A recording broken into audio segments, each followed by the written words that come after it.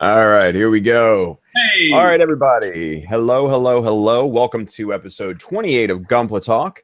I am one of your hosts, Tim Chatameka, the one and only, and welcome.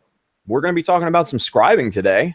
A hot topic, everybody's favorite, and hot topic, yes, not that hot topic. No, not that hot topic. Hot topic is not punk. Anyway, so we're going to be talking about scribing lines and notches and doohickeys and wing-wangs and stuff like that too. So stay tuned for that. We're going to get into some review of GBWC Australia from Josh. He's going to tell us all about that, show us pictures and stuff. I think he got robbed, by the way. But anyways, we're going to introduce everybody here real quick. It's only three of us right now because I know Justin's going to be joining us here in a little bit. He's having some technical difficulties. Haven't heard anything from Simon, so he might have fallen asleep again. That's okay. That's okay. People have that tendency, and that's perfectly fine. That's what old people do. They fall asleep. Wow. Wow. I didn't want to call him old, but geez. Okay. That's shots fired, maybe? What's that? Maybe. I don't know. Anyways, all right, moving on. So hey, let's get some introductions here real quick. It's just the three of us. We're gonna have some fun today. Let's go to the man of the hour, Josh Dara. Introduce yourself, buddy. Hey everybody, I'm Josh Dara. I live in Australia and I'm into Gunpla and customizing and drawing Gundams. I won 2015 GBWC with a St. Andrew, and I just finished entering my Zeta Plus in the 2017 Australia GBWC. Probably the longest art project I've ever spent in my whole life on, about a year and a half, and I'm super happy with how it turned out. And I do drawings as well on my website, joshuadara.com. You can check out all the Gundam drawings there. That's about it. Yeah. You can also download that. Oh! Yeah. I have a Zeta work in progress book that you can download for however much money you want to pay. Awesome. Awesome. And the thing is spectacular looking, by the way. Thanks, man. I'm hoping to do some photos today if I can. I'm really keen. And I'm gonna update the work in progress book with finished photos and also painting photos of all the masking and stuff I did. So there'll be like a 2.0 of the book if people want to get extra images of it. Yeah. Awesome. Awesome. Can't wait for that, man. Can't wait for that. All right, let's send it over to Zach. Zach, introduce yourself to everybody. Yo, I'm Zaku Sleepyhead here. And, yeah, I just recently, I should talk about this. I recently passed 50K. So, woo! Yeah. What the hell? So, after this, probably later tonight, so about 12 hours or so from now, I'll post up my announcement video for the contest. So I'm going to have a 50K contest. So I'll post that video up for you guys. So it'll be a really big contest, and there's like over $500 worth of prizes. So there's a lot of stuff to win in there. So nice. Yeah, later tonight. Awesome. Well, thank you, sir. So when was your last milestone of, like, I don't know, 30 or something like that thousand? Like, has it gotten quicker, the milestones? It kind of, like, the subscribers per day kind of like leveled off a while ago. I mean, it's still good, but yeah, it hasn't increased that much. Yeah, okay. So man, that makes hitting the 50 even more impressive. Wow. Right. Well, yeah. Awesome. Well, congratulations, man. That's pretty big. That's pretty big. For only Gunpla, like Gunpla only dedicated channel, I think that's the most. I mean, there's other channels that are more, but they also do other things as well. So, yeah, that's pretty cool. That's an achievement, dude. That's so cool. Nice.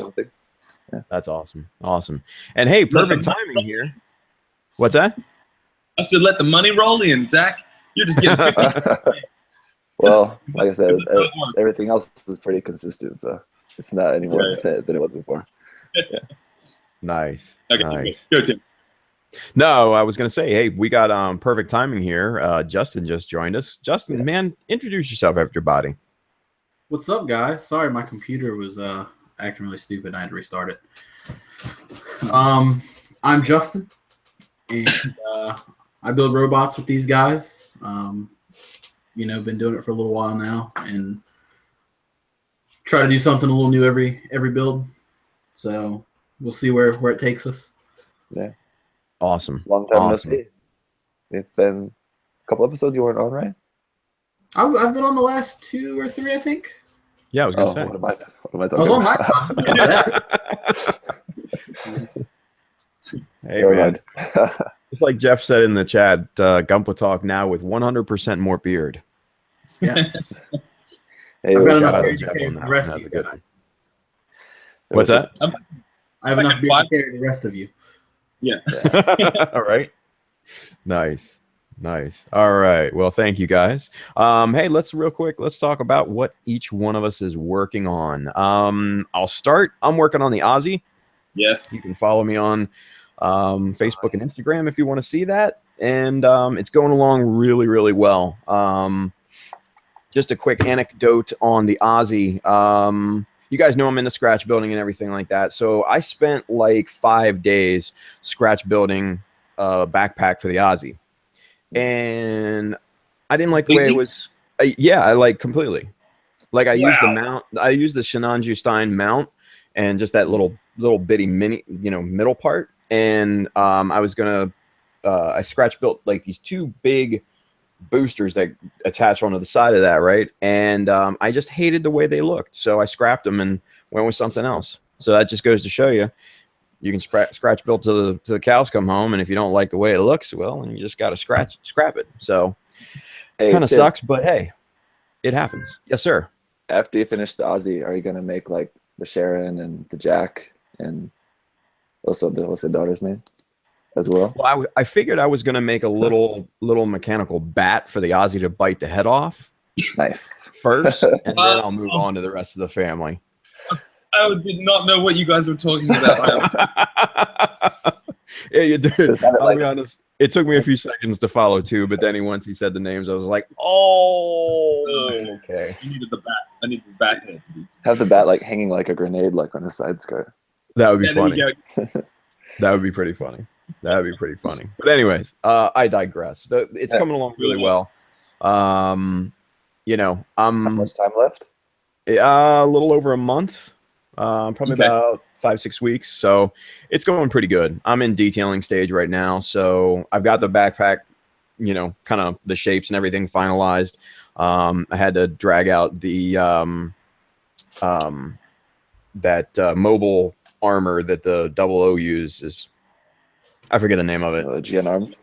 Yeah, the GN arms. I had to pull one of those out and pull a couple pieces off of that for the backpack. So looks a lot better than what I built, what I scratch built. It's kind of more of what I wanted.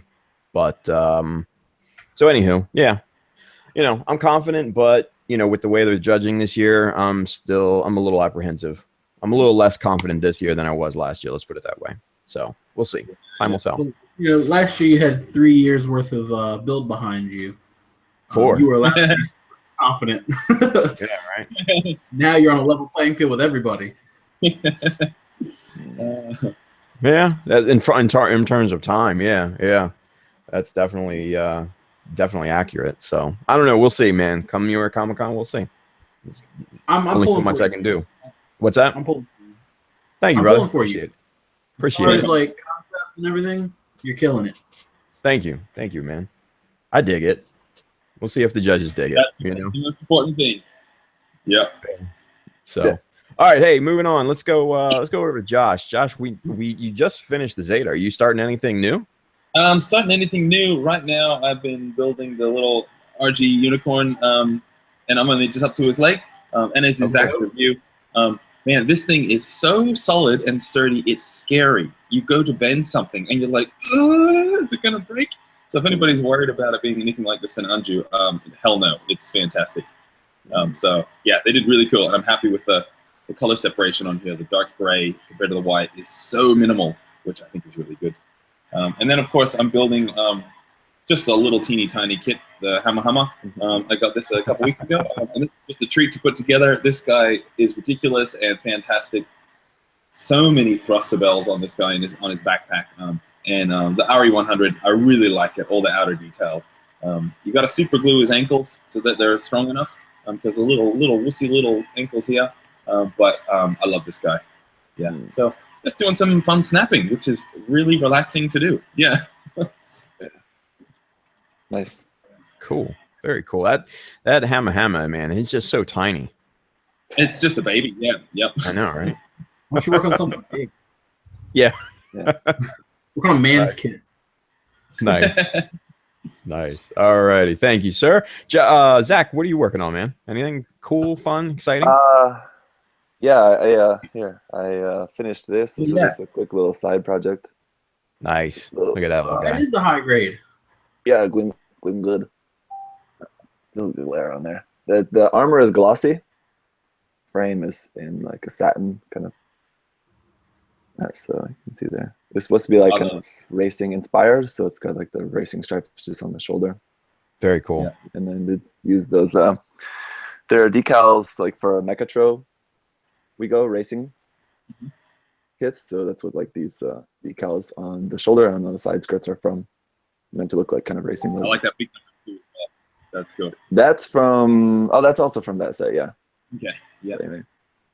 I wanted to have it like with like the circle, like a white circle and the number in there, but the white circle parts of that decal were too big. As you can see, like the 2 barely fits on there.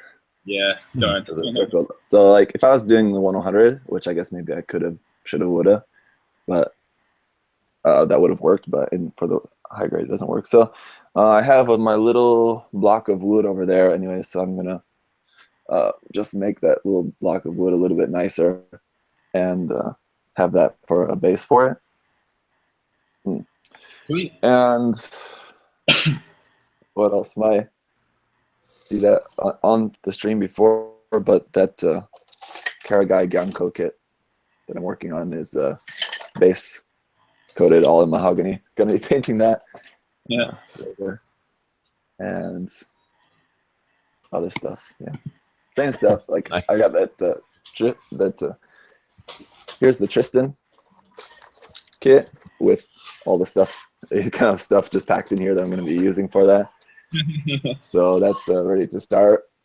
But just finishing up a couple other things first. Last night I was working on photographing a couple of other painted kits that I finished the prototype Gundam. I might as well show you guys that. I think I showed it before, but it wasn't like in its totally finished state. It wasn't. Sorry. It wasn't totally with everything on it. So there's that. Yeah. Very cool. Yeah. So that, yeah, it's done. And my mega size is just waiting for a little bit of top coat, and then just gonna do just a little bit more filter on it, and then that'll be done. So it's almost done. Awesome. Yeah. Wow. Working hard, man. Yeah. Hardly working. Nice. Nice. Awesome. Justin, what are you working on, buddy? Too much. Too much. All right. I've got a commission here. This is the secondary color. It's all primed up. The main color is done. I've got a ton of minis. Wow. So there's a little sneak peek of that. Some minis I've been working on. Cool. So I'm kind of dabbling in wargaming now. Uh-oh. This is my test mini for testing my colors and stuff. I've been practicing hand brushing gradients. So explain to us, how do you hand brush a smooth gradient, or is it smooth? I don't know. It's kind of smooth once you kind of get that last little bit on it. You can sort of see like it's a little, the contrast is a little strong towards the bottom. Okay. But up top, not so bad. And then here's a little sneak peek of something else I've been working on, which I haven't really shown off. Oh, look at that. That's resin. Nice. So that's all I'm going to show for that. I'm going to wait till it's done. Tim, you're going to see that before anybody. Rocking. In person. Word. On the 14th. So that's yeah. If all goes according to plan. That's what I'm talking about. So Awesome. That's pretty much all I've been working on, man. Just lots of minis and commission stuff mostly. That's it. That's all you do, Justin. That's you're just me. I'm disappointed. I know it. I'm disappointed. Here I am making a leg, and that's all you're doing. Jeez. I want that kit so bad. Oh man, it looks so good. It's gonna be great anytime you get it. Yeah. Nice. I still got to get the gold frame too. I'm a little bit behind for the guy who has all the RGs. Catch up, man. Catch up. I'll get there. Nice. Well, hey, man, good job. Look, everything looks really, really good. So, all right. So let's move along. Let's go to Zach with the news. What's new in the Gunpla community, Zach? Well, a lot of stuff. So here, I'll screen share. The 1-to-1 is gonna partially transform. Yeah. Yeah. What's up with that? That looks great. That's the first thing up here, He's got it. I'll let him go. No, I'm gonna give a little free advertising here for Gundam Kits collection as we go through these. So yeah, I mean, despite what I expected, it is going to partially transform. We saw pictures of, and there's even like a video of they're testing the knee transformation there as well. So I would say probably the ankles are still not going to transform, but some parts of it are. And this is what I realized is, remember when Bandai was saying, hey, we want people with robotics technology to submit ideas for making the robots move. That's probably what this was for. I thought it was for like a walking Gundam or something. Yeah, well, that's what they said, and that's what I think their plans were. They said that they wanted to do one that walked. Yeah, but maybe they just ended up using all the input into this. Yeah, possible. Yeah, I would. That was like just the end of last year, wasn't it? I would say. I'd say they've probably been planning this for a little while more than that. Yeah. I would imagine, but yeah. So I don't know how much of that is actually going to transform. I think what you can see here from this video is it looks pretty janky. Where you can see it moving like up close, it's like jigga jigga jigga jigga jigga jigga jigga. Yeah, and then I think it does it again, and then it's smoother. Yeah, I'm hoping that's just for the test, right? Yeah. I think I'd say that. A lot smoother. Yeah, they're probably just testing the mechanism and stuff to make sure it works. Oh yeah, that's better on that side. Yeah. Okay, I didn't see the end of the video, but yeah, that was the first fire. What do you guys think of all the circles that's all over it? Are those going to be filled with details, or are those going to be just holes? Not those little ones. There tends to be bigger ones, like on the legs and stuff. There, like that. Yeah, I don't know. Just I'd say it's probably just going to be like that. Yeah, no, that's not a detail. Yeah, they'll probably add like the metal bolts and stuff like that, like they have on the old Gundam. Yep. They'll probably add real grade. Is it on there? Possibly. And they still have yet to add all the decals and everything on it as well. Yeah. Yeah, they're building it just like a real model, you know? Yeah. That's pretty impressive. You can tell.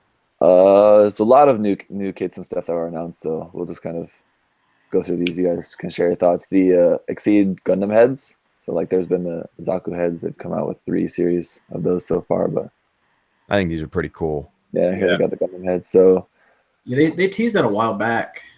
Oh really? I didn't see that. Yeah. I imagine there'll be like probably Cast Falls Gundam, G3 Gundam. I think does the prototype have a different number of vents on the fronts? I don't know. This one also looks a little bit different. It still should be difficult to remold one part. I imagine we'll eventually see a GM, hopefully. I don't think they're going too far out there. Does anybody know what the scale of these things are? Because I've never seen one in person. I think they're kind of close to like a 24 or a 35. Okay. Yeah, I was gonna guess 35. But. So they're a fairly good size. Yeah, they're not. I mean, it's smaller than I thought it would be when I saw it in person, but it is a really nice size. It's not as big as like the What was the model kit version they had of the Zaku head? I think that's 130. Oh, Graph? yeah, that's Oh, yeah, 135th. Yeah, the Yeah, it's a little smaller than that. Okay. Maybe it's okay. 48. Okay, that would make closer, sense then. maybe. Because I've got the old G System 135th heads, a few of those, and those were pretty big. And since these came out of like a vending machine, I was like, damn, that can't be that big. A couple Build Fighters P Bandai kits are coming out. Butt wings. Personally, not really too excited about much of these, but this one is interesting from like the weapons and the mobile suit. It's not really like the that much backpack. different. Yeah, the Like what pack? when I first saw it, I just thought that it had like extenders that brought the wings down low, and then I saw that picture and I was like, oh, it actually is on the butt. But I like the actual backpack. Yeah. Is that little thing there? You could buy like 2 of those and just kind of slap them on each side of a different kit. Yep. This kit would be great for parts. That's really it. Yeah. It's true. But it transforms Yes. into a tricycle. Into a tricycle? Come on. It looks like a toy. Yeah. And kids would love it. Especially with the pink wheels. Damn you, Bandai, and your smart marketing. Yeah. Smarketing. There's Yeah, that, and there's this one. That one and this one are both P Bandai too, by the way. X Gundam Jamoke. Which, yeah, now with even more cannons, it's just all cannons. Let's see, where's the photo of that? It's like those things on the forearms, It the kind of looks like the shoulders. F-91. Yeah, kind of. It's just It's all, got little things in its hands now too. yeah. Oh, he does little Iron Man cannons. It's So, all hey, cannons. Zach, go back to the one where the X is folded out real quick. Yeah, there you go. All right, so real quick, I saw the other day on one of the groups, and I forget who posted it, but it was really funny. And honestly, only graphics and typography geeks are going to get this. They said that, oh, look, they added serifs. Yes, nice. Oh, I saw that. Yeah. That kind of made me laugh a bit. But It took me a again, second to get it. what's that? It took me a second to get it. Yeah. I mean, you got to know typography a little bit to get that, but I thought it was A funny. kick out of it though. Yeah. Anyway, moving on. Personally, not interested, but Yeah. it's not a very attractive design. This, especially like just the stuff. The shoulder is not bad, but these bits here on the forearms and on the legs is just doesn't look like it fits well to me. So, not too interested. And then this Psycho GM. It's just the Psycho Gundam with a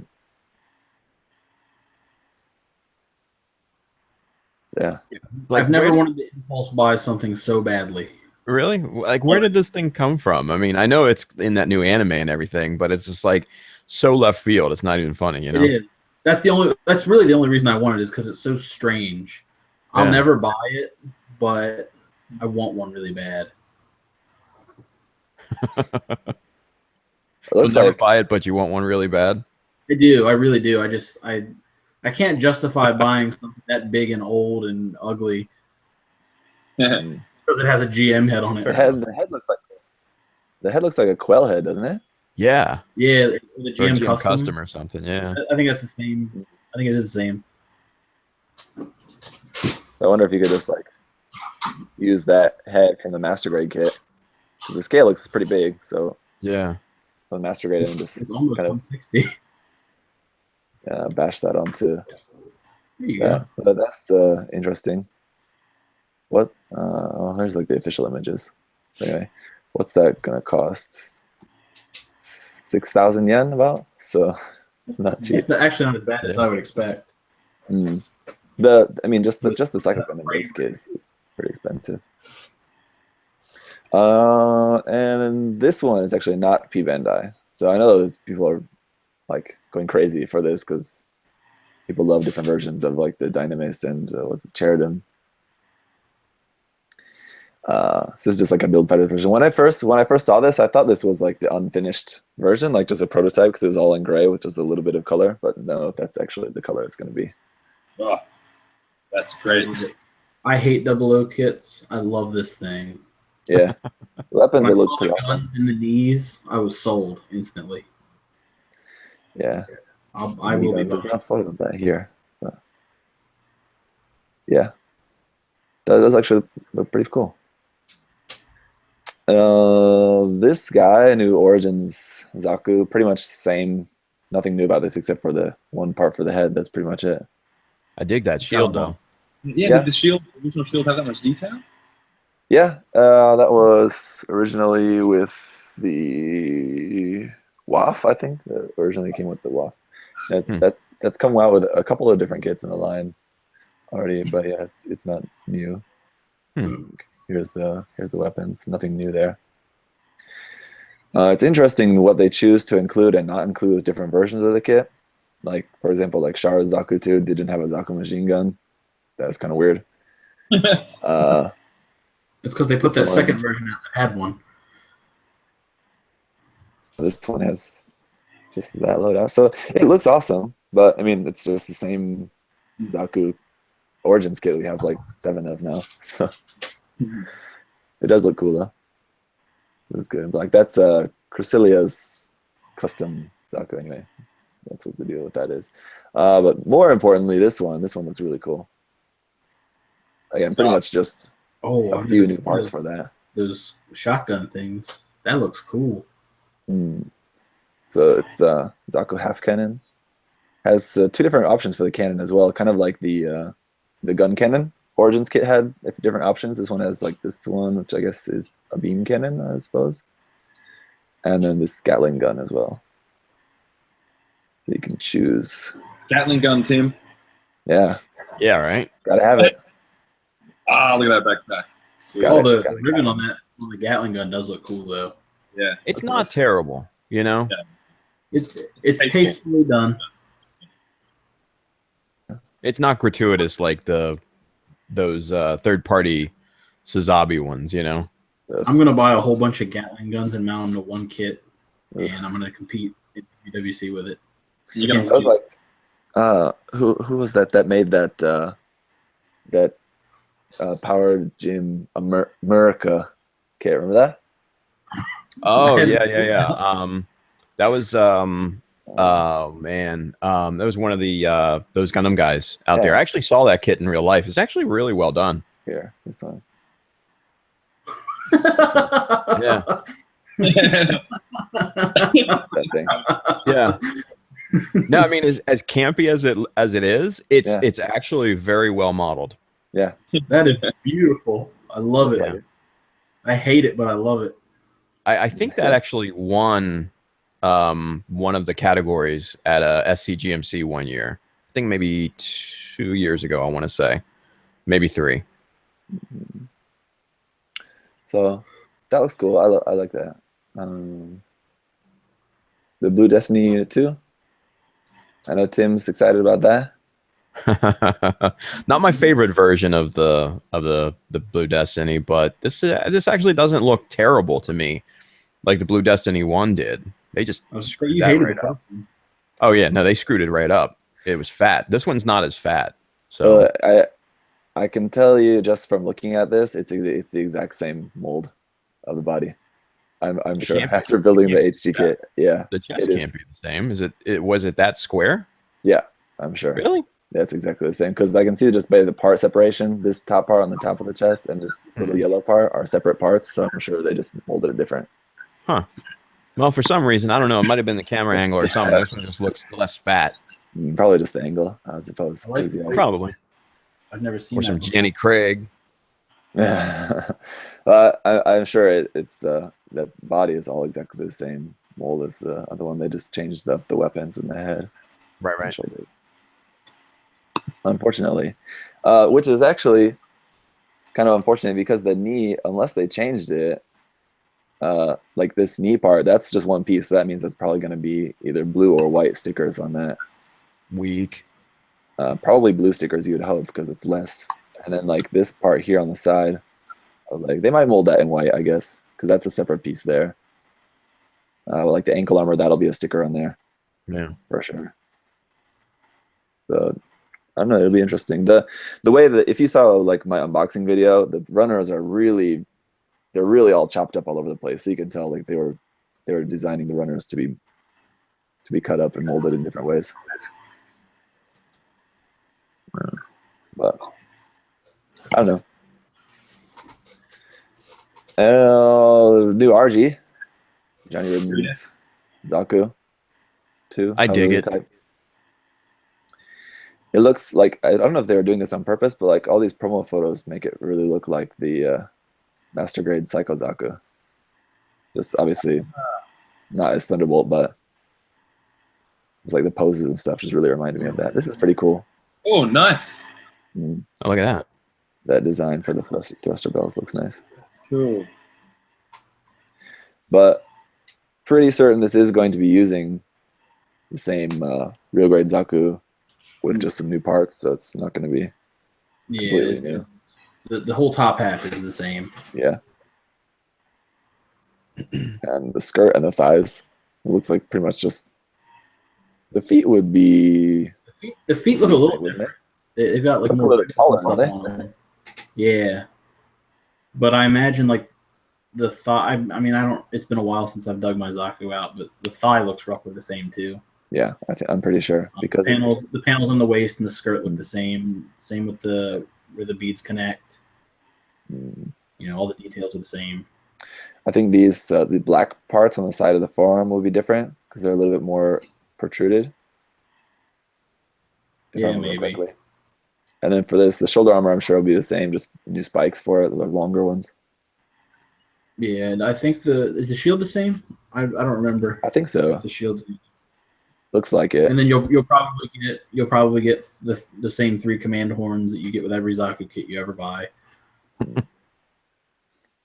don't know. The original shield, I don't remember having those 2 little notches right there. You can see that really small little detail there, but yeah, it's like 2 little notches there. I'm pretty sure the original RG didn't have that, so it might be a new shield. I don't know.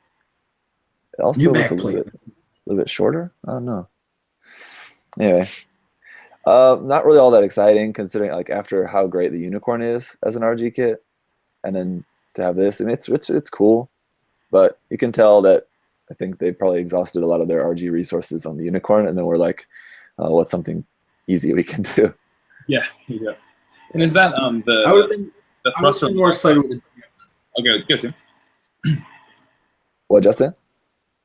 I would have been a little bit more excited if they did a GM. Like we already have 2 Zakus. Yeah. I mean, I welcome more grunts, period, but you know, let's mix it up. Josh, that thruster bell you can see here is on the leg. Oh yeah. So what I was saying is they're just showing basically because that's the same. The leg on the left is like the Tri-Stars, right? Different versions of the high mobility type Zaku. Have this extra part on there. I'm not exactly sure what it's all about. Well, that's what I mean is like they might bring out a Tri-Stars because that means that because I'm surprised that they actually have all that detail underneath that big guard. I thought there wouldn't be that detail. Yeah, it's just like the Master Grade. They're probably Master Grade. Yeah. I don't know if it will be officially under the Ace pilot log like they're doing with the Master Grades. I don't know if it'll be like officially under that name, but yeah, there's definitely going to be variations. Yeah, sure. Yeah. So that'll be cool, but I think the variation Master Grade kits will be nicer. I'll probably just stick to those. Yeah. And just the last couple things here is the new Master Grade. Oh yeah. There's a lot of news. We should just go through this really quickly. I have a confession to make. Yeah. I wasn't excited about this kit, but then when I took a look at it in a lot closer detail, I am super psyched about this one, to be honest with you. Yeah, it looks really cool. There's just a couple things about it that I think are kind of a little bit derpy, like the head, like these faceplates. Yeah. I don't understand why there's no visor in the flip down faceplate. That's the only thing I don't like about it. Yeah, it's like hipster glasses with no lenses in them. Like it comes down and there's like, okay, now I can see a little bit less. Yeah. Like, there's no point to it. It looks great though, because the original GM sniper was awesome. So I can only imagine this one's gonna be just as good. Not really a big fan of that rifle either. It looks kind of wimpy. Doesn't really look like a really convincing sniper rifle. I don't know, man. It comes kitted out though. I mean, all those weapons and everything. Oh, well, that's what I was thinking too. But actually, you see, like this top one here, that's just the sniper rifle folded up. There. Oh, it is too. Oh, I had not noticed that. Yeah, and it only comes with one sniper rifle. So I don't know what the deal is with this picture, why they made it like that, but it does only come with one rifle, so you can eliminate kind of the top two. It's probably two pictures. It's probably one showing the rifle folding up, and the second one shows all the gear together. Well, no, it's one picture. I don't know if you guys can see that, but it is just one image there that's not separated. Oh, yeah, that's weird. But it does come with these because, and as far as like the beam spray gun, I don't know if that's going to be actually two separate guns or if you just have the option of building one or the other. It looks like two different ones because that little plug detail is in the middle of the one that you're moused over now. Yeah. Not like that's definitely a piece. Yeah, so hopefully. And I think there was another picture you could see that like on the side of the legs. Oh yeah, because there you can see there are two separate ones there mounted on the legs. So okay. I love just how mechanical and military it looks. It looks great. Yeah. They didn't show off the It's got like a beam saber in the forearm. I don't know if there's maybe no image showing that part off yet. I think in the first picture with it kneeling, you can kind of see it. Yeah, you can see it. It's there, yeah. Right. Yeah, and there should be a side shot with it kneeling and aiming. Yeah, there you go. There it is. So yeah, it's a really cool kit, for sure. Yeah. If for nothing else, it's a good base for something else, or kit bash fodder or something, Yeah. A good frame for redoing a Alex or something like that. I don't know. I believe this kit the Mega Size, I believe, was released yesterday, or it will be sometime in the next few days. Usually kits come out on Friday, but somewhere I heard that it was going to be the 26th, which was Saturday. I've seen a few of these in the wild. Okay. So yeah, our friend Dennis, that's been on our show before, live streamed. I think one of his students building this, and took him about 2 hours to speed build this thing. Oh, really? Okay. Yeah, so it's definitely out there. Okay. So yeah, I just thought it'd be cool to just take a look at the runners here. Yeah. I saw that they had it at the GBWC Australia, and it's massive, and then it's really surreal because it's so light. It's crazy. Oh, really? Yeah. But, you got to hold it? Yeah, I got to hold it. They had that there, and then they had the Destiny, and then they also had the Double Zeta prototype. I didn't get to touch the Double Zeta prototype, but they had that there as well. Yeah. Those pieces for the Magnum look incredibly huge. That's gonna be so big. Water slides too, which is always cool. The nice thing about Mega Size kits. Look, Bandai moving forward in the world. Word. Yeah, it's kind of weird that they choose to include those with just only the Mega Size, but not even perfect grades. Oh, really? I didn't know any of the other Mega Size came with water slides. Maybe I'll buy one. All of them, I believe. I'm not sure about the age kits, but I know the Zaku's and the Gundam do. Not a lot, but it's pretty much similar like this. This is actually more than I think what was in the Zaku. I know. Some water slides is better than no water slides. I'll take what I can get. Wow, there you go. As you can see, that's just the main part for the backpack with the real grade there. So yeah, that's it. There's a lot of news. I'll stop sharing my. Yeah. Nice. And there's a new anime, right? Yeah, the Jim's Counterattack anime. Yeah, I think yesterday or 2 days ago. I haven't watched it yet. Isn't it a Build Fighters knockoff or something like that? I don't know. I don't keep track of that stuff. Spin-off, yeah. Yeah. Okay. Gotcha. Fun. Yeah. Awesome. Yeah. All right. Well, let's get into panel lines. Let's talk about these things here. about Oh no! GWC? Wait! Time out! Sorry. Penalty on the play. Let's first talk about GBWC Australia. Let's talk about that real quick. Okay, so you guys remember how last year I was working on my Zeta, took 2 weeks off work, didn't get it finished in time, and I had my Pelican case with all the foam. It was empty, and I had to leave it all on my desk, fly down. I was really sad. So I spent a whole another year on it. And my flight was 1 p.m. on Friday, and I'm flying from Brisbane to Sydney. It's only an hour-and-a-half flight. We get to the airport, and our 1 p.m. has been delayed to 4 p.m. because in Sydney, there's 100-kilometer winds, and they had to close every runway except for one runway. So every flight going into just the biggest airport in Australia was all using one runway. So delayed till 4 p.m. and I have to get my kit to the convention from between 4 to 7 p.m. And I'm like, okay, I'm probably going to be there at 7. And I message the organizer and I say, can you guys wait? And they're like, yep, we can wait for you, because I'm starting to freak out a little bit. Then our 4 p.m. flight gets delayed to 7 p.m.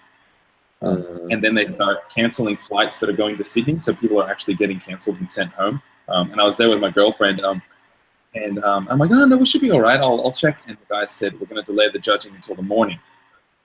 Okay, this is going to be all right. And then more flights started getting canceled, and she said, we need to fly somewhere else and drive down to Sydney. So we went to the flight desk, changed our flight with this nice lady, and we flew to another city called Newcastle and booked a car and drove 2.5 hours down to Sydney, and I made it down there by about midnight. So if she hadn't had that idea, I actually wouldn't have made it again this year, having my Zeta down. So I'm really happy with that. So that was entertaining. Okay, so what I'll show you guys now is I've got some of the entrants, and I won't go through everything, but I'll show you some of my favorite entrants. So let me just get some up here.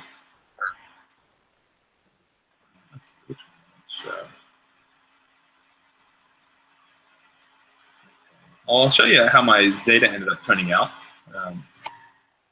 It's fun here. So I got all the little white cotton gloves and set up my Zeta, and it took me about half an hour to set it up, and Kawaguchi arrived, and he was walking around behind me, and I said, oh, thanks for waiting, and he's like, yeah, that's totally cool. Okay.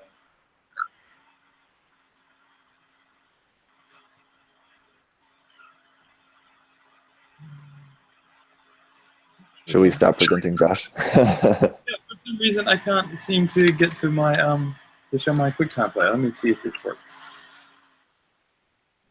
Okay. Yeah, it's because I had it full screen. Okay, can you guys see that? Yeah, there he is. Yeah, so I had it just on a little display base that I put down and put some little decals on there, and it's got little LED going in the eyes. But yeah, I'm really happy with how that turned out. I'll go back to show you a close up of that.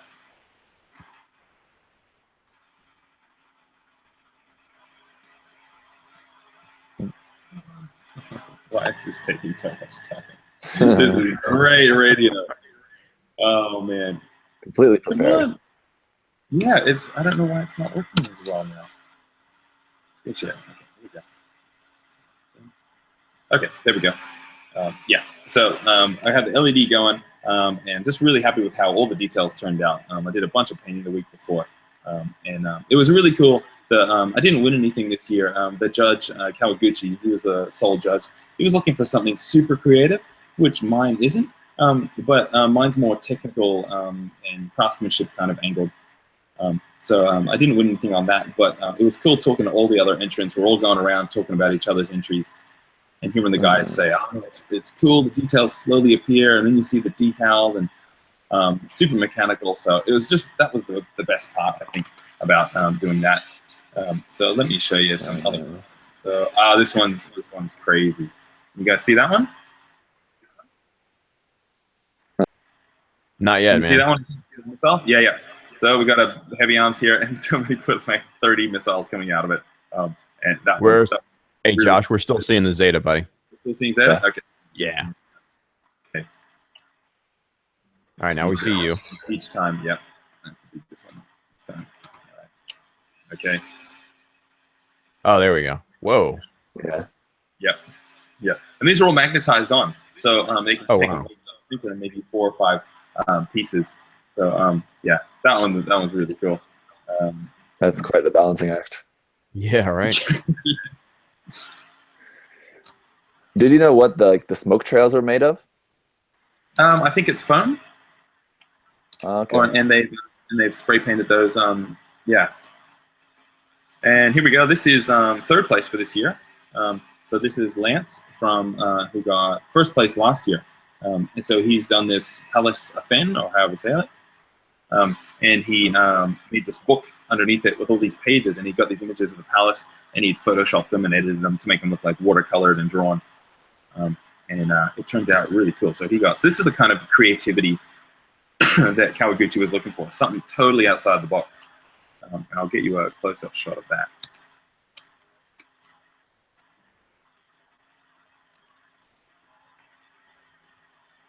Okay, so you can see here that he's done it in kind of a cell-shaded sort of technique. So this has all the green underneath, then some gradients of green, and then he's gloss-coated it and then hand-painted all those decals on, and then used a marker to do the little sketchy kind of effect. And this has so much clear on it, and he ended up polishing it. He said he spent about 40 hours just straight polishing to get that super glossy finish. Wow. So once again, in person, this was a lot more impressive than it looks in the video. Yeah. Okay, and I'll show you, we had a GNX. This is by Kirby, one of the members of the group. I'll get this up for you.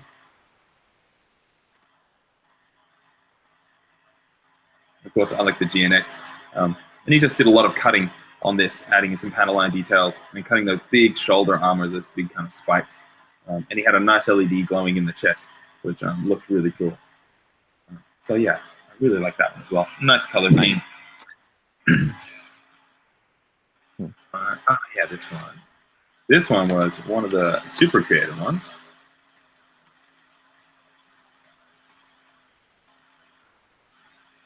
Got Zaku here, once again done in kind of cartoon shading. And this one was done by Natasha. And then when you zoom out, we've got a TV here, and we've got an R8 smashing through the TV. So it's almost like you're watching the show, and then it's actually shooting out of the TV that you're watching. So super creative. This is her first entry too, ever. Wow. Yeah. What a great concept that is, you know? It's fantastic. Yeah. Okay, let's show you this one. This one's done by Aaron.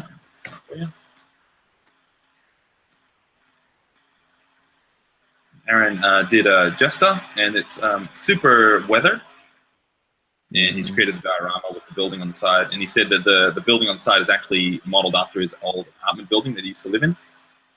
So you can see here he's done a bunch of mods to the shoulders, added some thrusters in, and he modified the thighs a lot. And then he's got Scratch built a lot of this down here. So he's got little oil barrels on the left side, and a fallen light post there, and some graffiti over on the right on the building, which he put in. Heaps of work on this, and it turned out really cool. Yeah, it looks really nice. I'll show you. His whip post in Gunpla Builders Australia group is really nice too. Oh yeah, is this the work in progress for this model or for a different one? Yeah, no, for this one. Yeah, he showed how he, built the base and the cracks in the pavement and all that, and it was really nice.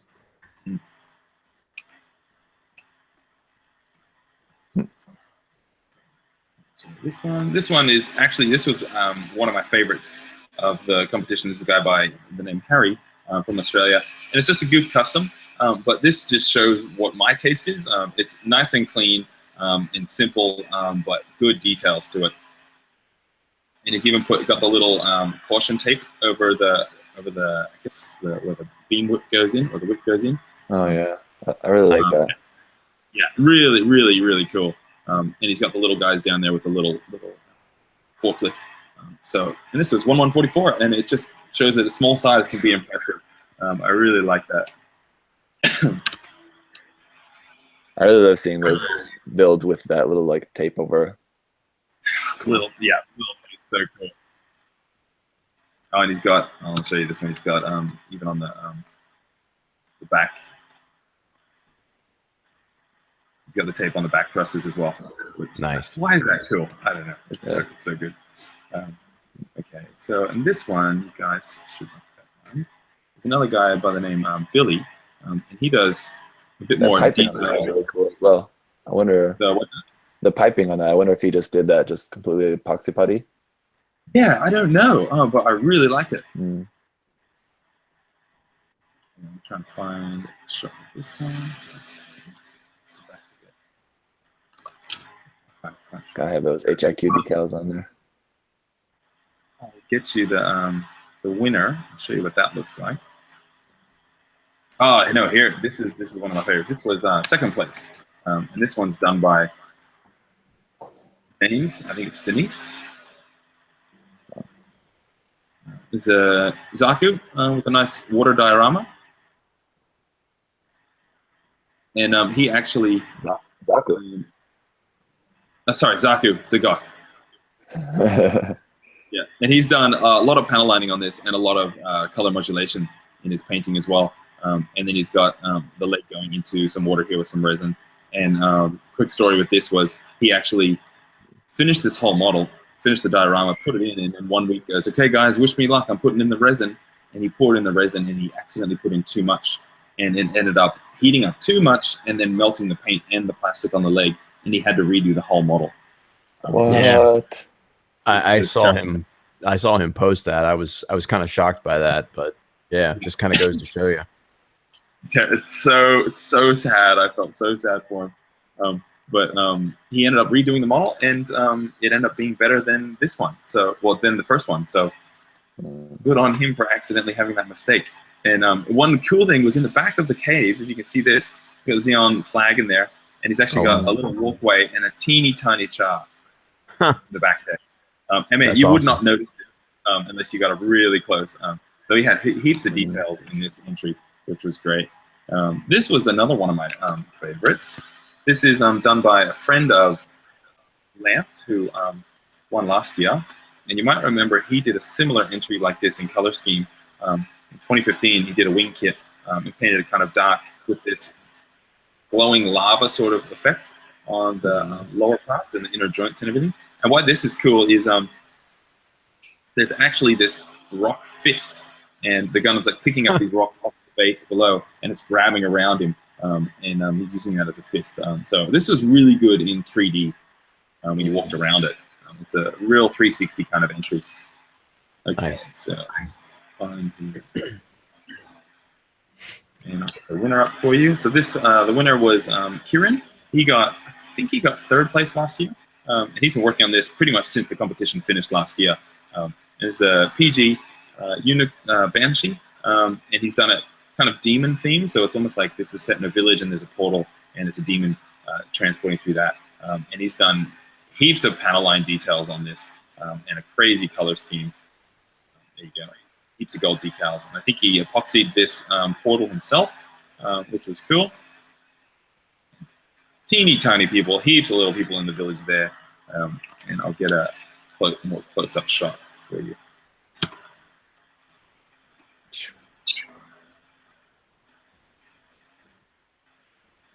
There you go. You can see all the panel line work he does. And this guy's panel lining is super clean and crisp as well. And he's also done some kind of glowing effect on the inner psycho frame, which is really cool. And he's done some cutting in there to reveal more of it. Yeah, so super happy for this guy. He's done a lot of work on it, and it turned out cool. And I think that's about it. I'll see if there's one other one that I want to show you.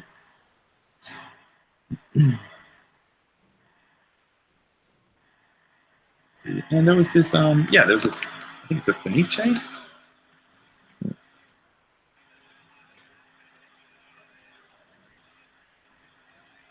Just a different color scheme. And they've done like some stickers and stuff to do some flower masking.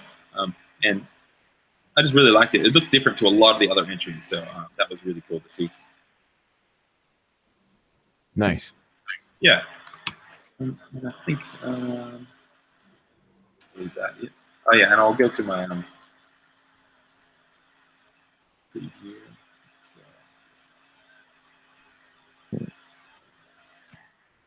So I made this photo. You guys see that one? This so one's this is great. myself and Finn on the left, Aaron and myself in the middle, and then myself and Chris. Chris got third place last year, or second place last year with the Stein. So this is the Why Did We Bother Losers Club. So when we were taking photos and we were packing up, I'm like, we got to do some sad faces, guys, to show how bumpy nothing happened. Yeah. Love the hashtag. Yeah, straight to the beach. Yeah. Awesome. Yeah. Okay. So that's the GBWC recap. Really fun weekend, and the best part is we hadn't reached 100 entries before. We got 110, I think, this year. So that's a really good goal for us to achieve. And we're going to aim for 150 next year. So it's a super cool event, and big shout out to Hobbyco and Ryan and the team for putting it on again this year. It was great. Yeah.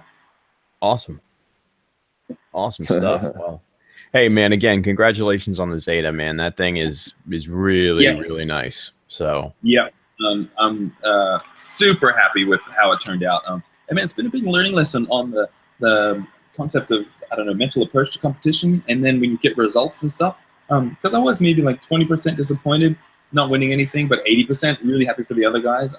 But then I get to leave with a kit that I'm super happy with, which is the best part. Yeah, so I love that thing. Yeah, so thank you. It's nice. It's cool too that you guys are pretty all in that cool community. So like the people who won are like people that you know. Yeah. Right. If it was like just some like random dude that you don't know, then you might feel like a little more disappointed, but because it's like your friends, you have to be happy for them too, right? Totally. Like we were all sitting in the crowd and they announced the winner, and I'm like, yes, Kieran and Lance, and you're cheering for them because you know them. So yeah, it's really good. Yeah. Well, and it also seems to me, I mean, just from an outsider looking in, it seems like the Australian Gunpla community is pretty tight knit. I mean, just from like the parties and stuff that Ryan puts on after the fact and all, I mean, that just looks like an awesome time. I just wish like one year I could go down to Australia and just like be in the party, that, you know, just have fun with you guys. I mean, it just looked amazing. Yeah, it's really good that Ryan spent so much time, probably 6 weeks, setting it up. His main focus is, I mean, I can't wait for that after party. And yeah, we all get there and we hang out in the main area, and then we all leave in the afternoon and go to the big Korean barbecue place, hang out and have drinks, and they all went out to karaoke afterwards as well. So it's a really good bunch of people. Awesome. That's so cool, man. That's so cool. Yeah. All right. Well, let's get into this about panel lines and stuff. And I know we're already kind of running late, guys. So if we need to, hell, we might do a part 2 to this thing because there's a lot to talk about with panel lines. So let's get right into it. And let's talk. Josh, what do you want to talk about first? Basics or theory? I might talk about, let's just do some basics. I might just run people through on how to just physically put in a panel line and chisel detail. Cool. Let's do it. Let's get it done. Okay. All right. So I've just got my camera turning on here, and it'll load up, and then I should be able to give people a live shot of this.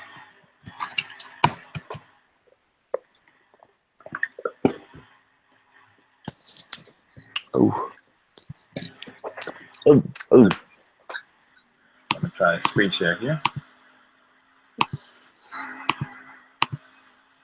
Okay, does that work? Yep, I can see it. See that? Okay, get my hands in. So there. It's a little bit choppy. They looked like such strong hands. Yeah, I'll try one more time, see if we can get movie references today. Okay. All right, so what I've got is I've got some chisels here. So I'm going to do a chisel detail first. Put this up. And these chisels, I'm using Sujibori, and they're like BMC chisels, except unlike BMC, they have this handle that extends out the back, which is good because then you can get some extra control with it hitting the back of your hand here. But they're just like BMC. They have a teeny tiny blade on the end here. And I've marked mine. This is a 0.2 millimeter. So I've marked those. I can use those. Chisels are expensive, but just like any craft, you pay for the quality of the tool. and they're really well made and super hard metal, so they can do good crisp details. So you got to pay for that. So it's a bit daunting at first, but I highly recommend spending the money on a couple of them. And if people are wondering about sizes, I would recommend getting a 0.15 for panel lines, and maybe a 0.3 or 0.4 for doing some chisel details. And those should be good for getting you started. So what I've got here is I've got the focus, yeah, the Easy 8 high grade, and we're just going to put a chisel detail on this. And what I like to do is I'll just sketch on here where I might put a chisel detail.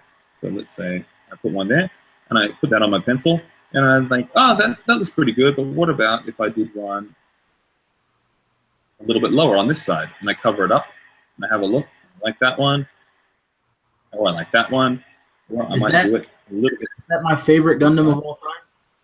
This is your favorite Gundam of all time, Justin. Yeah. Yep, I use this at the GBWC workshop, and I'm using it on here for you. I saw that, and I thought I commented it on Scott's post. That you wanted to. Everyone had videos except for you. Yeah. And I was like, I need to see pictures of Josh scribing the Easy 8. It has to happen. And I had nobody delivered. For my workshop. I had no recording allowed because I wanted to encourage everybody to come to the event. So sorry, Justin. Yep. But, it's okay. But you get to see it here. So okay. So what I've done is I've put this little mark down here with my pencil, and I like where that looks. So I'm gonna chisel that in. But what I'm going to do is to help myself get it straight, I'm going to use some Dymo tape here.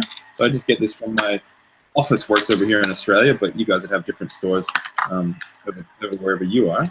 And use this tape basically as a guide, and it's thicker than masking tape. And it means that it'll help your chisel stay straighter. So I'm going to put this down on the part, and what I'm trying to do with this tape is I'm trying to make it look level with the bottom of the part. Because you want, when you're doing mechanical details, you want things to be parallel. So you can see that that's pretty close to parallel. And what I'll do is I'll rub out my pencil mark a little bit. And now I've got my guide. And that's going to really help my chisel stay straight, because these chisels are really sharp, which means they can slide on the plastic really easily. I'll get myself set up here. Good focus. That's good. And now what I'm going to do is I'm going to use my chisel, and I think I'm using a 0.6 here.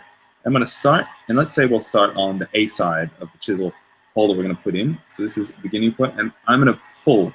And now the key with chisels is you never really push, you predominantly pull. Because if you push, you'll actually scoop the plastic and it'll break the edges of the detail you're putting in. So it's all about doing small scraping. So I'm pushing very lightly here, and I'm letting my chisel run along the edge of the tape. And I'm starting on one end and I'm repeating it, and I may be doing it 4 or 5 times. And now what I'm going to do is I'm going to flip the part around and go from the other side. And what this does is it means that your 2 ends become a lot cleaner. I'm just going to scrape. I'm going to do it a few times. And once you've done it a few times, the chisel then forms its own groove, and it can follow itself. It can follow the path that it set before. And now what you want to do is you want to stop before you hit the end of the chisel mark that you're putting in. Otherwise, you'll have plastic buildup, and then your chisel will actually skip out of the hole and scratch the rest of your part, which is terrible and will make you swear really bad words. So you can see that I'm doing 3 or 4 passes, and I'm starting at either end, and then I do 3 or 4 passes. Hey Josh, one question while you're there, because this is something that I experience sometimes when doing that. The groove that you're cutting, like in the bottom of that, becomes not level. So it almost seems, yeah, this is not it, but it almost seems like the hardness of the plastic is inconsistent. Yeah. So instead of making a nice even line, surface across the bottom of the panel line, it will be it'll start to have a little bit unevenness to it. Of the jag. Yeah. So do you mean the bottom of the panel line here, or the actual inside kind of base? I mean the bottom, which would be under the blade. Under the blade, yeah. Okay, so what that happens is when you're scraping, the blade itself will bump up and down like this. Yeah. So what you do, once I've got my chisel mark in there now, and it's looking pretty good. So now what I'm going to do is I'm very lightly just going to scrape back and forth, and I'm barely pressing it at all. What this is going to do is it's going to level out all those little bumps. So if you press lightly, that means the chisel isn't going to create new indents. or go too deep. And it's just going to kind of, it's almost like you're sanding lightly with your chisel. Mm. I'm going to do that because, yeah, it is actually pretty hard to get the chisel detail super smooth in the bottom. So you can see that I've got that in there. So that's what I normally do. And then the key to this is I've got 2 lamps. I've got one up this side and then one up this side up here. The lamps help you get harsh shadows, which you can see as I turn the part, the shadows really show up the crispness of your chisel detail. Mm. So I actually recommend that you use a lamp and put it really close to your part. So while I've done this, now I'm just going to look a little bit more at the chisel detail and look closely and spin it around. And if I feel that one of the ends isn't as crisp, I just put my chisel detail in there. And this is when you do push. I'm going to push down in the corner, wiggle it in, and then pull away. And that's crisped up the detail. So I can get an even closer shot for you. Yeah, in there. So it's nice and crisp now. And I'll put some panel line wash it in. Show you guys how that looks.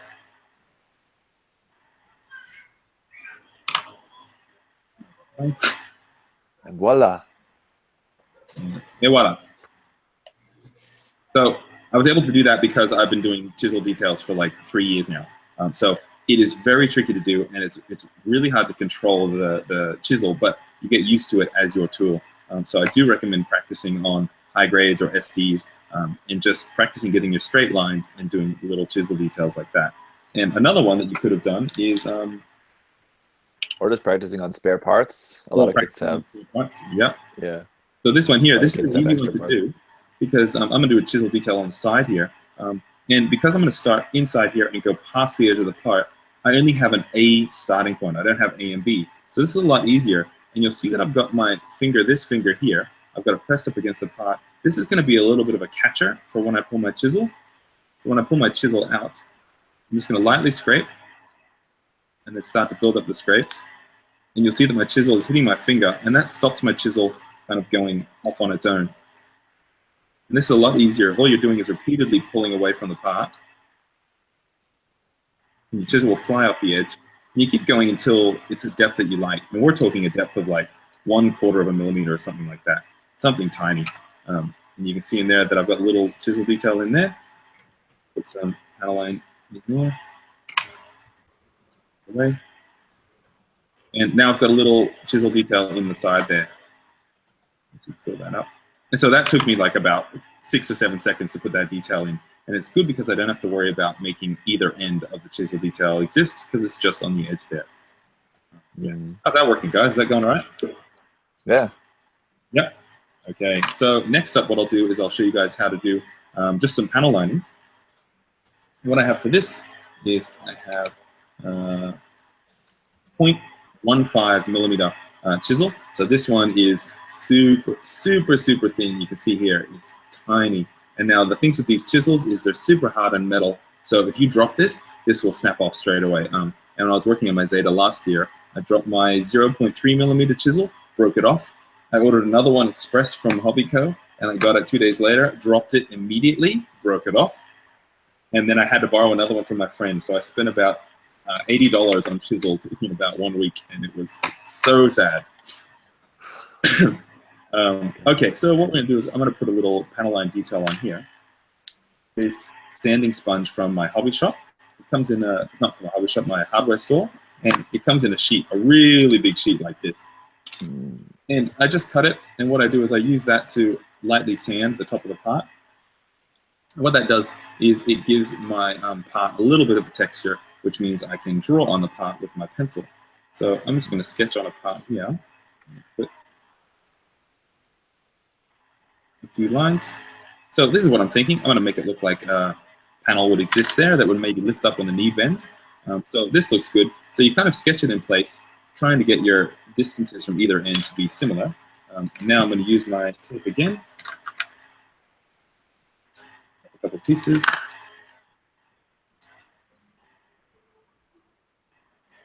Now first up, what I'm going to do is I'm going to lay this tape across and try and line it up with the top of that line that I've drawn there. And what I want is I want the line to be parallel here to the bottom of the part here. So you always want to work in parallels. You get your tape down, the excess.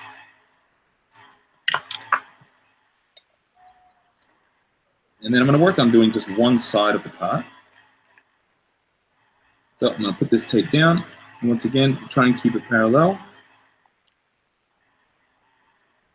So now I've got this part, and this is the part that I'm going to do first with my chisel.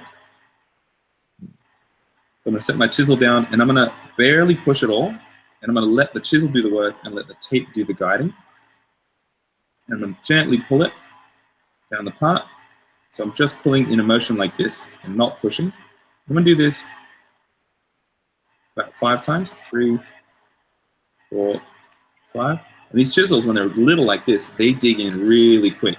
So you want to watch how deep you're doing your panel lines. And then I rub it with my thumb, and you can see that a little bit of my finger dirt fills up the chisel. And I can see that I've put a little line in there. So I'll do the other one. I'm going to cut up a little bit more tape. So it's important not to wash your hands before starting this. Yes. Yeah, it's funny how I actually do that now without realizing. And I'm using my finger oil to fill in the line. Okay. Okay, so I've got my next line in. So I'll do that one. Once again, pulling with the chisel. I'm not pressing very hard. 3, 4, 5. Okay. Rub it in. Now I've got 2 lines in there. So now I'm going to go across to the top. Now the key to doing right angles like this is you always want to start in the corner and pull away from the corner. I'm going to go over here, and you'll notice I'm not going to go all the way to where the top of this line is. I'm going to stop close to it. And the reason for that is, if I keep going, I may skip past that corner and then actually wreck my square that I'm trying to put in. So I spin the part, and now I start in corner B. And once again, I pull. I don't go all the way. And I do it a few times. I go back to corner A and start from there. Once again, I'm not pushing very hard. I'm letting the chisel just dig itself in as it does. Once I've done that about 4 or 5 times, now I'm going to go for the second panel line that I did and neaten up the corner by starting in the corner and do the other one. And then you're just slowly cleaning it up. When you're happy with that, you can rub it, and then you can see that I've got my 3 panel lines in there. Now, because that's a little bit rough, the plastic actually pushes up on the sides from the chisel being in there. I'm going to use my sanding sponge. You could use sandpaper. And I'm going to sand it. And that smooths the edges, and now there's plastic in the panel lines. So once again, very gently, now I'm just using this like a little broom to kind of clean out the panel line.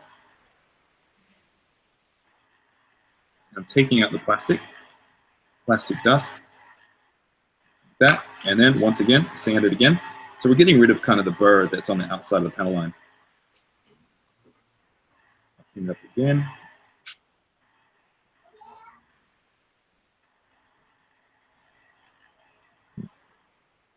So that looks pretty good.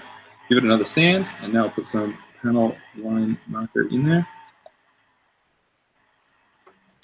Super professional panel lining. And there you go. We got a panel line in there. Now, of course, that panel wash is super dark, but that shows you how to do it. It takes practice to get these lines parallel. This looks pretty good, but I can see that it's not perfectly parallel. And parallel can trick the eye. If it's not perfectly parallel, you notice. But practice and do stuff like this. Get a couple of these chisels. And I also have, if you can't get one of those chisels, this is the one that I use on my Senanju and most of my Zeta, and it's a Trumpeter brand. And it's a hook chisel, or a hook scriber. So it's got a little blade on the front here that's kind of like a V shape, and it does some scooping out. So this is only maybe about $15. You can get it on eBay and stuff like that. So if you can't afford chisels, try a hook scriber and have a go at that. And as always, it sucks, but practice is the key. So there you go. There's a little demonstration for you. Awesome. There you go. Josh, any other like chisel brands that you've experienced with pros and cons with? Because I know some people will probably want to know that. I have some MadWorks, but I haven't used those yet. And I used BMC. BMC was what I used on my Senanju. And they work just as good in my mind compared to these Suzuboris. So they all seem really good to me. I did use some, I think it's G Temple was my first ones that I also use on the Senanju. And they're a lot cheaper. It's kind of like a pin vise, and you get different blades for it. They don't tend to stay as sharp as the BMCs and the Suzibori, but they work really good. And sometimes a chisel that's not as sharp is good because it's more forgiving when you make mistakes. So that's kind of good. If that makes sense. Yeah. Yeah. So there you go. And if you'd like, I can show you a little bit of theory that I kind of have for doing panel line details. Should I go to that? Yeah. Actually, let's talk about the like notches and stuff real quick. Let's cover that just real quick, because obviously with notches, there's going to be a little bit of a different technique with those. So you mean as in how to make them clean, or what would you like? Like for latch notches, you know, for latch points and stuff like that, you know, like the little block notches that on the sides of the lines themselves. Oh, so adding those in to, like, if you put a panel line in, you want to add a little notch on the bottom corners, maybe? Yeah, corners, or you know, a parallel notch, or two perpendicular notches, you know, the typical kind of notches that we see in Gunpla, you know. Yeah. Okay. Let me see. I'll get some. I'll get my Photoshop up, and I'll do a little demonstration there.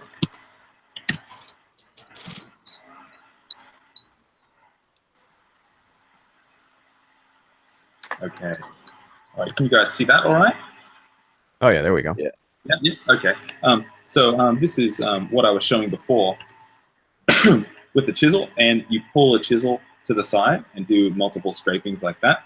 And what you'll do is you'll eventually have small little indent like that. Small little indent like that. And you keep pulling your chisel up like this, but you'll see that the plastic here starts to build up. And so that's why you flip your chisel around, and then you start to pull this way, and eventually the part will start to even out, and you'll get a lower chisel hole like that. And you start to meet them up in the middle like that. And if your part isn't, the edges aren't nice and crisp.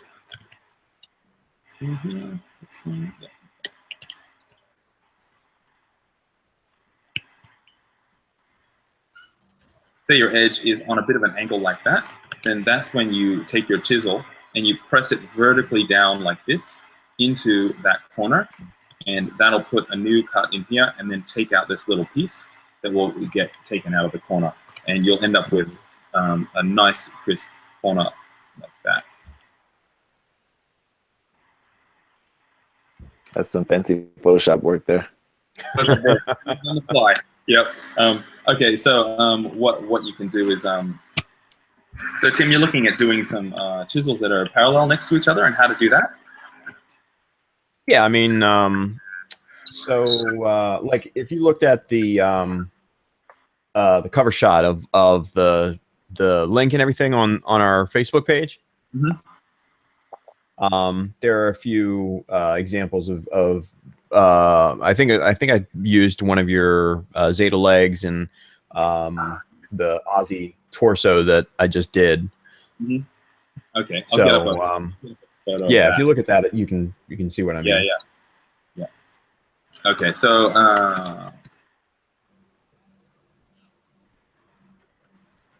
get back my screen share. Okay, this one here. So like that. Yeah. So if we have these details here in the middle, so what I would have done here is first I did the panel line, and I nailed down where the panel line is to be. Completed the panel line, then put the tape back on again. Let's see if I can actually grab a little bit of it. Like the other two. And then I put the tape right where the panel line was, and then I used my chisels, and along the edge of the tape, I scraped outward from the part to create this chisel detail next to the panel line. And then I went to the other side and scraped the detail away to make the chisel detail along the panel line. So this is where you can put in a panel line and then add a couple chisel details to attract a little bit more attention, like Tim said, as if it's like a latch point or something like that on the part. So you can see up here on the top of the leg, I also did this panel line on the top, and then I put 2 little chisel marks there in the corners to give it a little bit more like a faint detail. That what you were kind of meaning, Tim? A little bit. Maybe I'm still not understanding. Yeah. Yeah. No. Let me actually. Let me see the screen real quick, if I could. Yeah.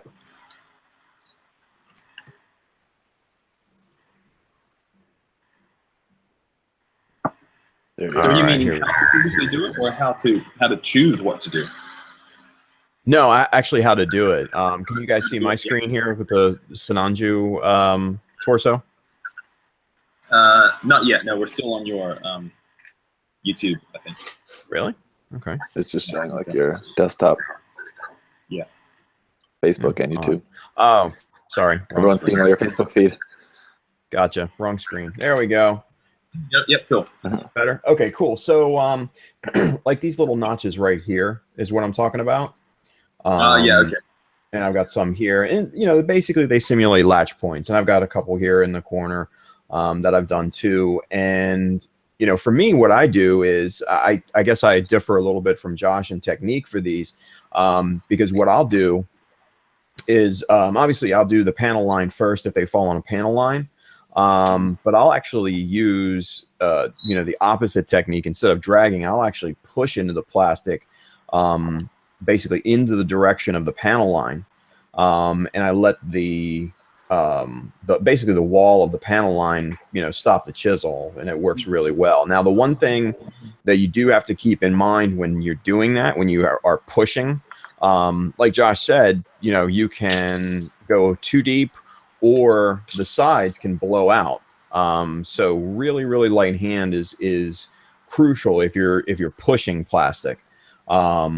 So like on something right down here where it's at the edge, it's probably a little bit easier. Once you get that first corner going, then you start to drag the other way. So, you know, that's just kind of my technique when doing those little notches and everything. But, you know, just an alternative, basically. Yeah, you'll end up working out, because I do sometimes push, especially on little notches like that, where there's not much room to pull and scrape. So you end up working out what works best for each little detail. Yeah.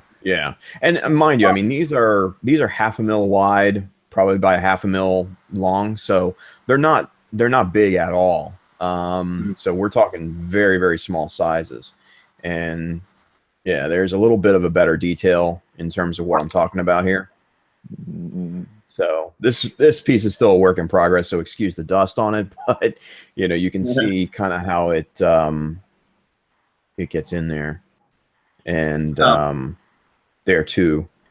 And right here, you can kind of see a little bit of that blowout that I was talking about. I had a little problem there because that corner right here kind of shaved off. It sheared off when I pushed the chisel into it. But for the most part, you're never going to see that with your eyes anyway, so I'm not too worried about it. But on bigger notches like the 1 millimeter, you know, it's definitely something you need to take into consideration. So here are some other ones. And how would you fix that? Honestly, I wouldn't. I'm just being honest. I mean, it's so small. I mean, you're talking about maybe 0.15 millimeter there. I mean, because these lines. I was asking on behalf of people who will be asking, like, as they're practicing, if they mess something up, how do you fix a panel line if you mess it up? Well, that's actually a good question. Somebody had mentioned, you know, in the chat earlier that putty is your best friend in at that point. If you totally jack up a panel line or a notch, you know, some epoxy putty is probably the perfect material to use, or like to me a white putty or something like that, something with a decent hardness. I would go epoxy putty myself, but honestly, for something like this, since it's so small, nobody's going to ever see it. Once the paint and primer and flat coat and the panel lines are done and everything like that, no one's ever going to see it. Especially in the... What's that? Especially if you're weathering, and then it just looks like a Yeah. damaged edge of an armor panel, which is not Yeah. strange. Yeah, exactly. Mhm. Well, and with the place that it's at, I mean, you're talking about behind the skirts, underneath Yeah. the legs. Right. No one's ever going to see that, so I'm not worried about that at all. And So, if that did happen, you could just, I've done that before. I've just gone in and then I've made that, where the blowout is, I've made that chisel detail just a bigger chisel detail. yeah, Mhm. that's another option. Yeah, Yeah, that's an so absolute half a other mil option. details. They were never meant to be that big. Yeah, right. Yeah. Hey, nobody knows, right? Yeah, exactly. Yeah. Like well, Bob Ross, man, happy accidents. I'll do a little Photoshop thing on just how to use masking tape and how to compare and how to chisel detail. So Zach, Cool. if you want to track me the screen. Yeah. Go into that. Sure. Can you see that all right? There we go. There you're cool. on, I think. On my Okay, end, it's sweet. still showing. Yeah, working all right. Okay. So what I've got is this is just some front skirts of the Easy 8, and say we put in these panel lines, and now we want to add some chisel details to them. So I'll do the one on Josh. No, not there. Yeah, hang on. Are you guys seeing Josh, or are you guys still seeing Tim? Because I'm still seeing Tim on my end. Oh, I'm seeing Josh. Oh, okay. Maybe it's just me, but I'm also seeing on YouTube. It looks like it's still showing Tim. Yeah, on YouTube I see it too. Ah, okay. Let me stop presenting Josh and see if it will start switching between us. Hang on. We had this problem Gotta last love time. that. Yeah, pretty much the exact same thing happened. I can't remember what we did to fix it. I don't either. Something. I'm just smiling for the cameras. Nobody has to look at. Maybe I'll present Tim again and then stop presenting Tim. And then will work or no? No. Let's see. I'll present me and then stop presenting me. Or I'll screen share. Oh, yeah. That might have been what we did. Present the screen share, and that will take it off of Tim. No, it's just stuck on Tim. Okay, hold on. Let me. I think you have to jump out, Tim. Yeah. Okay. Let me try one thing here real quick. Let me screen share. Okay. Yeah, you screen share. Try that. Okay, and then I'm screen sharing, and now I'm going to stop And now sharing. you can, since you're presenting. All right. And See now what Josh is doing. give it to somebody else. No. Okay. All right. I think it's still stuck on. All right. I'm dropping out. Thanks, Google. Well, there we There go. we go. Now it's working? Okay. I think so. Okay, so on the right here, we've got the panel line on the front skirt that we now put in. So now we want to add some chisel details to it. So what I'm going to do is I'm going to use my piece of masking tape here and bring this over, and I'm going to line it up to be parallel with the panel line. And I'll put that there. So I've got my tape there. And then what I'm going to do is I'm going to start doing my panel line. So we'll do that here, this one. Yep. And then I would start to scrape out the side here with my chisel detail. And eventually I'd end up with a chisel detail there.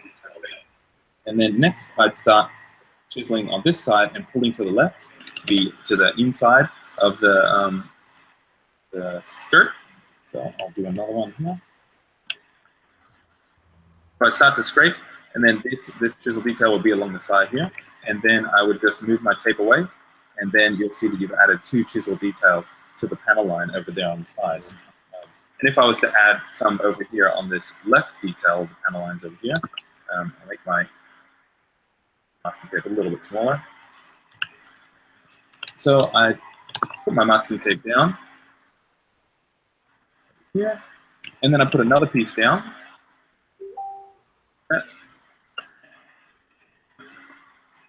And right here is where I'd start to do my chisel detail. So good.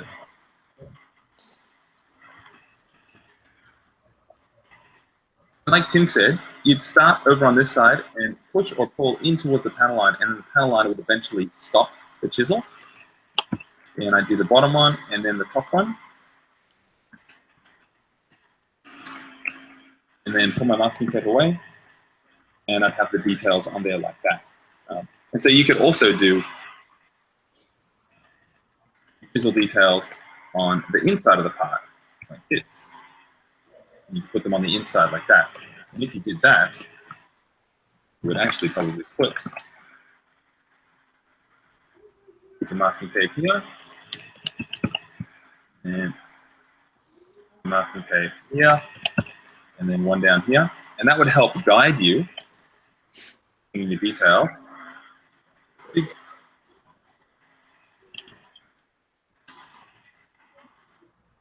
We'll go here, and the other one down here. Like that. And then you get rid of your masking tape.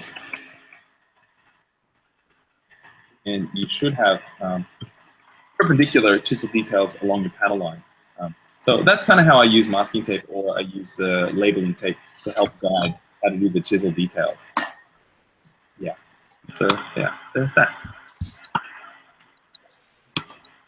Okay, so I'm all done there. You want to talk about some theory and about some ideas of where to put details?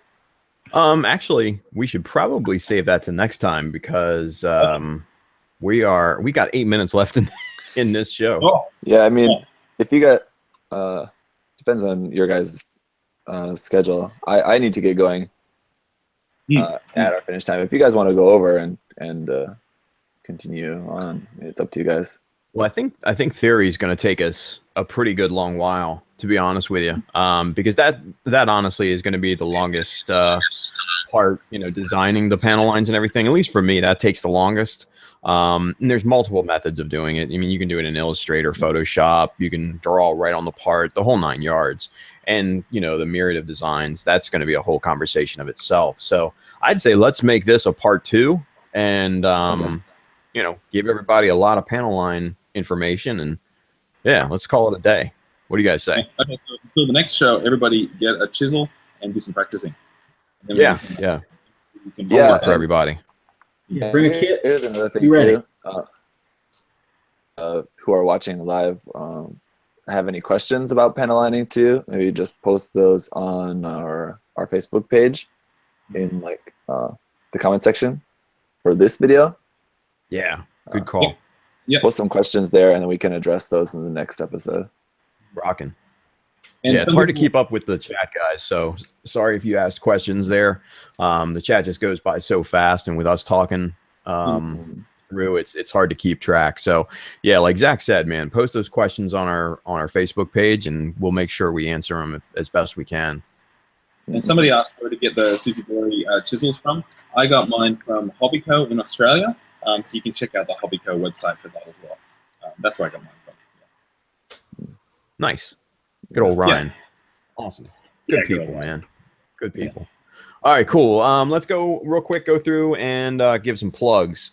Zach, go first since you got to roll out sooner. Yeah, it's all good. Sorry, excuse me. Yeah, later this evening, I'll post up my video for the 50,000 subscriber contest that I'm going to be doing, which you guys as in you Gunpla Talk guys, are going to helping me judge. We're going to be judging that contest together. So again, I'll talk all about that in that video, and then all the prizes again. There's a lot of stuff to win, so be sure to watch that video later today. Cool. Yeah. Thank you, sir. All right, Josh, go ahead, man. Yep, I'm Josh. I'm Josh Rodera on Facebook and Instagram and Twitter, and I'll be posting some new project stuff soon. But what I've got is I've got my Zeta work in progress book. So it's just got all these photos of doing my planning and then all the modifications that I have, and you can get that from my website, which is joshuadara.com, and on there it will be the Zeta work in progress book. And you can pay whatever you like from that, $1 up to $25. Grab it. There's like 800 photos in there. Hopefully it's got some good instructions and tips for you guys. So yeah, check that out, and I'll be doing some new kits soon, so I'm looking forward to that. Nice. Yes. Well worth the money, guys. Go check it out. All right. Justin, go ahead, man. Yo. Let's see. Instagram, Facebook, Tumblr, Snapchat. I've got a Tumblr. store envy page. Justinius builds on everything, so hit me up. I've been trying to be a little bit more active. New YouTube videos are coming. Promise. You finally got around to photographing those kits, eh? No, Oh, okay. actually, they're all still right where I left them when I took a picture, and that was on Gunpla Network, Gundam Network, something like that. Like they're all right there in the same spot. I haven't touched them. Nice. It's so 50 hard. hours. It's a really hard step. That's like one of the hardest steps for sure. It's my least favorite. Yeah. I finally got around to doing that last night. It's really putting it off. When I do it, though, it's going to be fire as hell. You guys are going to love it. Awesome. There you go. Awesome. Well, thank you, guys. All right, just real quick for me, Facebook and Instagram, a little bit of Twitter. You guys know the drill. Just a couple of quick 2 shout outs real quick. Zach, I see your shirt, so shout out to the Gunpla Builders Association, all those fine gentlemen there. That's pretty cool. Look at that guy. Yeah. Nice. And just another shout out to Justin and our boy Gunpla Nerd. He gave us a nice little shout out on Instagram, so I just wanted to return the favor. So he's good people. And Simon. Biggest and reason I'm looking forward to Simon- going back. Yeah. Well, real Jersey. quick, and Simon and Jim. I don't know where Simon is. He probably fell asleep again, but hopefully he'll be on next time, so we can give him some crap. But to Jim, as always, thanks for starting Gunpla Talk. And yeah, like Justin was saying, he and I will probably be back up to the Gundam Kitchen mid-October. The 14th is what it's looking like, and we're going to be talking about scribing. So if you want to check that out in October, if you take a look and see our couple shows on scribing, want to see it and partake live, hey, come on through to the Gundam Kitchen. So with that being said, we'll see you guys next month. Take care. Thank you as always. We'll see you. See ya. Bye. See ya. Oh. Bye.